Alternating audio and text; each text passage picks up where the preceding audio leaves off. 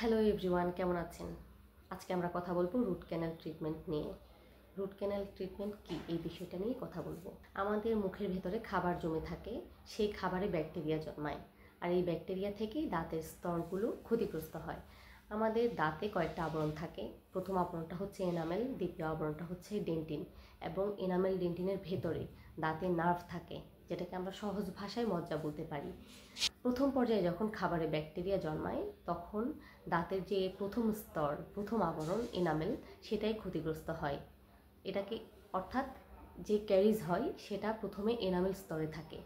যখন আমরা এটা ট্রিটমেন্ট করি না, তখন এনামেল স্তর থেকে ডেন্টিনে এটা, আর এরপরে যখন আমরা ট্রিটমেন্ট করি না, তখন এই ইনফেকশনটা দাঁতের নার্ভে চলে যায়, অর্থাৎ দাঁতের মজ্জা ইনফেক্টেড হয়ে যায়। তখনই কিন্তু প্রচুর ব্যথা শুরু হয়, আর এই ব্যথা খুবই অসহনীয় থাকে। তখন ডেন্টাল চেম্বারে গিয়ে আমরা যে ট্রিটমেন্টটা নেই, সেটাই হচ্ছে রুট ক্যানাল ট্রিটমেন্ট।